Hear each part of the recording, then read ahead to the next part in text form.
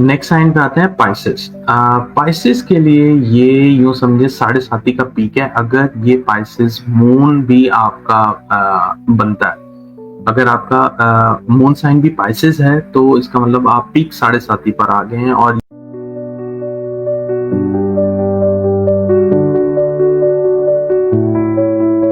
अस्सलाम वालेकुम व्यूअर, कैसे हैं आप लोग? उम्मीद है आप सब खैरियत से होंगे। आज का जो टॉपिक है वो है सैटर्न ट्रांजिट का।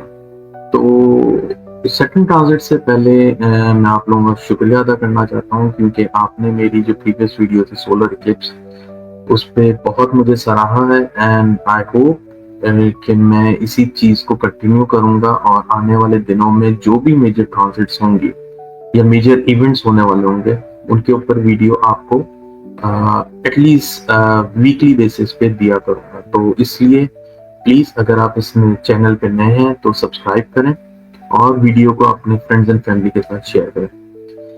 तो आते हैं टॉपिक पे। जैसे मैंने कहा है कि आज हमारा टॉपिक जो है सैटर्न ट्रांजिट का है, तो मैं थोड़ा सा सैटर्न के बारे में आपको बताना चाहूंगा। उसके बाद फिर मैं हर ज़ोडिएक साइन पे क्या असर पड़ेगा सैटर्न ट्रांजिट का, उसके बारे में डिस्कस करूँ। लेकिन इन सब चीजों से पहले मैं आपको एक बात बताना चाहता हूँ। जो सैटर्न है वो मेहनत का कारक है, मतलब वो आपसे मेहनत करवाता है। अगर आप मेहनत से भागते हैं तो ये चाहे आपके फर्स्ट हाउस में ट्रांजिट हो रही हो या आपके 11th हाउस में ट्रांजिट हो रही हो, ये आपको बहुत तंग करेगा। तो इसलिए सबसे पहले आपको ये प्रिपेयर होना चाहिए कि आप इस ट्रांजिट से पहले अपने आप के ऊपर गौर करें। क्या आप मेहनत करते हैं या आप कोई ऐसा काम तो नहीं करते या शॉर्टकट तो नहीं अपनाते जिससे आपको आने वाले दिनों में मुश्किल का सामना करना पड़े। एक बात और है, ये ट्रांजिट या आने वाले दिनों में जितनी भी ट्रांजिट होने वाली है, ये तब एप्लीकेबल होंगी जब इनकी दशा या ये ट्रांजिट आपके कोई सेंसिटिव हॉरोस्कोप के पॉइंट से ट्रांजिट कर रहा हो, तब ये एप्लीकेबल है। वरना ये एक इरेगुलर ट्रांजिट ही कहलाती है।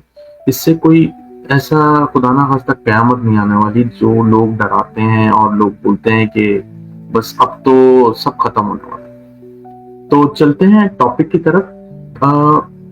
जो पुराने इवेंट्स हुए थे सैटर्न की ट्रांजिट में पाइसेस के वक्त, 1930s में हुआ था, फिर 60s में हुआ, फिर 1990 में हुआ। तो उनसे एक चीज तो बहुत ही वाजह है कि इन टाइम में जब भी सैटर्न ट्रांजिट हुआ और इक्लिप्स लगे तो दुनिया में बहुत ज्यादा खून खराबा हुआ, फाइनेंशियल क्राइसिस आए और एक नई दौर का आगाज हुआ। तो मुझे ऐसा लगता है कि हम इस चीज को डिनाई नहीं कर सकते, आने वाले दिनों में ये चीजें आपके सामने होंगी। मैं नॉर्मली नेगेटिव बातें नहीं करता, मैं कोशिश करता हूँ कि सबको मोटिवेट करूँ, एंड दैट्स माय ड्यूटी। इसके बाद हम ट्रांजिट के ऊपर आएंगे।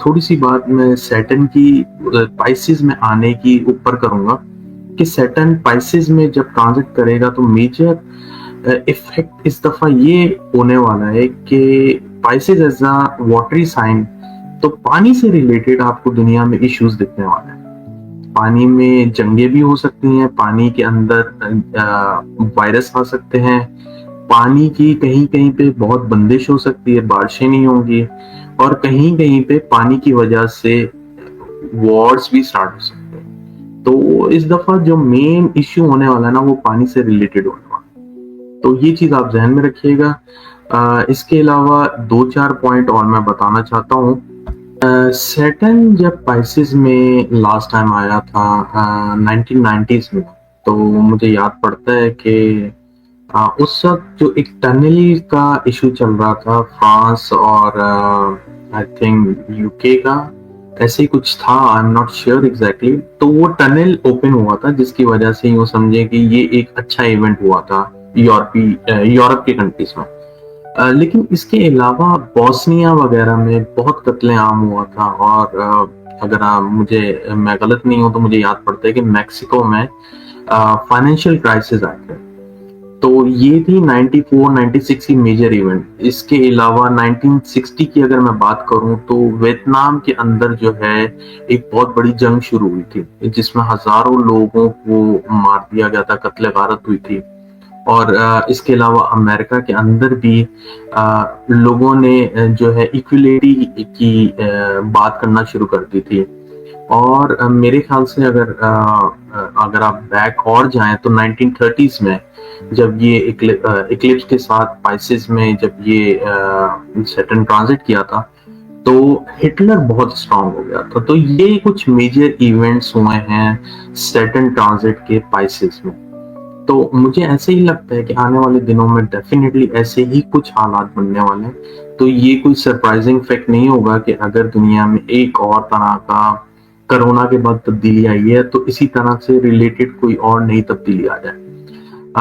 मेरे ख्याल से सैटर्न के ऊपर काफी बात हो गई है और आप लोग डेफिनेटली अपने हॉरोस्कोप के हिसाब से जानना चाह रहे होंगे कि हर ज़ोडिएक साइन पे क्या असर पड़ेंगे। तो नेक्स्ट साइन पे आते हैं पाइसेस। पाइसेस के लिए ये यूं समझे 7.5 का पीक है अगर ये पाइसेस मून भी आपका बनता है।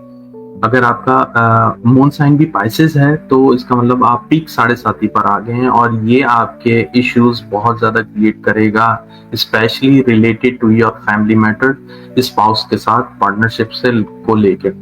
तो कभी कभी ऐसा भी होता है अगर आपकी पोजीशन अच्छी नहीं है या दशा अच्छी नहीं है तो ये आपके सेल्फ इमेज को बहुत डैमेज कर जाता है। र्यूमर्स, स्कैंडल्स नॉर्मली इसमें निकलते हैं। लेकिन अगर आपका सेटन अच्छा है तो ये आपको बहुत बुलंदियां भी देंगे और आपके डिपेंडिंग करता है आपके पुराने कर्मा कैसे थे। तो ये सब चीजें डिपेंड करती हैं आपके हॉरोस्कोप पे। फर्स्ट हाउस से रिस्पेक्ट करेगा 7th हाउस से। इसका मतलब ये है कि आपको और आपकी पार्टनर को अपनी हेल्थ का बहुत ख्याल रखना है क्योंकि ये हेल्थ को भी डैमेज करता है। तो कोशिश करें कि ये टाइम आप अपनी और अपनी वाइफ की हेल्थ का बहुत ख्याल करें। इसके अलावा फर्स्ट हाउस से इसका 10th एस्पेक्ट 10th हाउस पर पड़ता है और थर्ड एस्पेक्ट आपके थर्ड हाउस पर पड़ेगा। तो 10th और third it's a good combination. लेकिन ये जो 7.5 की वजह से आपके ऊपर एक प्रेशर आएगा, ये आपको डिस्टर्ब करेगा। काम में मेहनत करेंगे और कम्युनिकेशन क्लियर रखेंगे तो मुझे नहीं लगता आपको इतना ज्यादा प्रॉब्लम फेस करना पड़े। बट अगेन ये आपके बर्थ चार्ट पे डिपेंड करता है कितना स्ट्रांग है और आपके अंदर कितनी हिम्मत है 7.5 को अच्छे से गुजारने की। आई होप ये मेरी वीडियो आपको पसंद आई होगी। कमेंट में जरूर बताइएगा और वीडियो को लाइक और शेयर करिएगा। इंशाल्लाह मैं मजीद ऐसी वीडियोस बनाता रहूंगा। और अगर आपको कोई पर्सनल कंसल्टेशन चाहिए हो तो मेरा नंबर डिस्क्रिप्शन में भी है और वीडियो में भी चल रहा है, आप मुझसे डायरेक्ट रब्ता कर सकते हैं। मिलते हैं इंशाल्लाह नेक्स्ट वीडियो में, तब तक अपना ख्याल रखिएगा। अल्लाह हाफिज।